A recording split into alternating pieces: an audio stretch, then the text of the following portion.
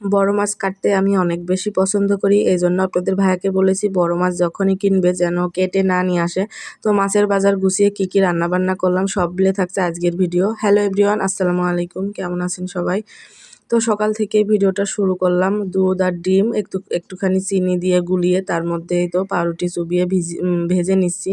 তো এই নাস্তাটা আমার ছেলেমেয়ে খুবই পছন্দ করে, আমার কাছেও কিন্তু অনেক বেশি ভালো লাগে। তো এই তো সবগুলো ভেজে নিয়ে আপনাদের ভাইয়া আর ছেলে মেয়েকে খেতে দিয়ে আসলাম। তো বললাম যে তোমরা আস্তে আস্তে খেতে থাকো, আমি চা বানিয়ে নিয়ে আসি। তো এদিকে চা বানাতে বানাতে যেয়ে দেখি তাদের খাওয়া শেষ হয়ে গেছে।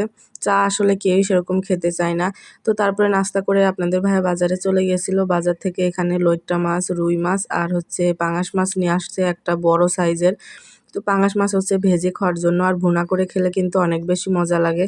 এই তো এখানে হচ্ছে আমি রুই মাছটা ছিলে নিছি, আর প্রথমে হচ্ছে লইট্টা মাছটা কেটে লবণ দিয়ে মাখিয়ে তারপরে হচ্ছে ধুয়ে পানি ঝরাতে রেখে দিছি। আর হচ্ছে রুই মাছটা আঁশ ছাড়িয়ে নিলাম, এবার হচ্ছে রুই মাছটা কেটে নিব। তো তারপরে তো পাঙাশ মাছটা আমি মাজনি দিয়ে ঘষে ভালো করে পরিষ্কার করে তারপরে কেটে নিব। আর পাঙাশ মাছটা কিন্তু অনেক বেশি বড় ছিল, কাটতে যেয়ে আমি একদম হাঁপিয়ে গেছি। তো আপনাদের ভাইয়া বারবারই বলতেছিল যে আমি মাছ কেটে নিয়ে আসতে চাইলাম, তুমি কেটে আনতে দিলে না, এখন বোঝো কীরকম লাগে।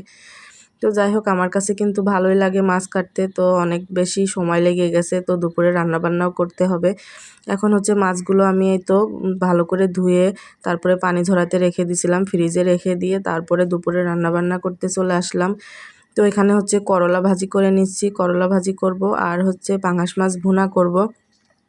তো পাঙাশ মাছ ভুনা কিন্তু খুবই ভালো লাগে, আমি সবসময় মাংসের মতো করে পাঙাশ মাছটা ভুনা করি। গরম মশলা, আদা, রসুন, তারপরে পেঁয়াজ সব কিছু একসাথে বেটে তারপরেই রান্না করি। তো এখানেই তো মশলাটা বেটে রাখছিলাম, করলা ভাজি করতে করতে মশলাটা এখন ভেজে নিচ্ছি। আর পাঙাশ মাছগুলো আজকে ভাজতে যায় একদমই ভেঙে ভেঙে গেছে, মাছটা কিন্তু অনেক বেশি বড় ছিল। তো এদিকে হচ্ছে মশলাটা আমি কষিয়ে নিয়ে তারপরে একটুখানি পানি দিলাম, ভেজে নিয়ে একটুখানি পানি দিলাম, এবার কষিয়ে নিলাম। তো কষিয়ে নিয়ে মাছগুলো দিয়ে একটুখানি নেড়ে চেড়ে ঝোলের পানি দিয়ে দিব। আর ঝোলটা একদমই বেশি রাখবো না, অল্প করে ঝোল রাখবো, কারণ আপনাদের ভাইয়া পাঙাশ মাছ একদমই খায় না। পাঙাশ মাছের পাতুরি বানালে তখন একটু খায়, তাছাড়া রান্না করলে একদমই খেতে চায় না। আর এই ভুনাটা কিন্তু অনেক বেশি মজা হয়েছিল। তো এই পাঙাশ মাছ ভুনা কিন্তু অনেক দিন পরে আজকে করলাম। তো দুপুরে রান্নাবান্না শেষ করলাম, আর এটা হচ্ছে সন্ধ্যাবেলায় মানে রাতের বেলায়। আপনাদের ভাইয়া বিকালে গেছিলো সিএসডি শপে আমাদের।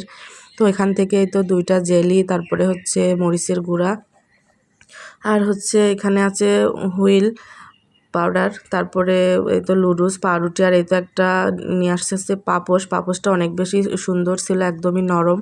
অনেক কিছুই লিস্ট করে দিছিলাম। তো সিএসডি শপে এখন মালামাল অনেকটাই কম, তো যা যা পাইছে নিয়ে আসছে। আর এটা হচ্ছে রাতের বেলায়, রাত প্রায় 12টা বাজে। আপনাদের ভাইয়ার মানে চানাচুর দিয়ে মুড়ি খেতে মন চাচ্ছিল, তো মাখিয়ে দিলাম। এই ছিল আজকের ভিডিও, কেমন লাগলো অবশ্যই জানাবেন। ধন্যবাদ।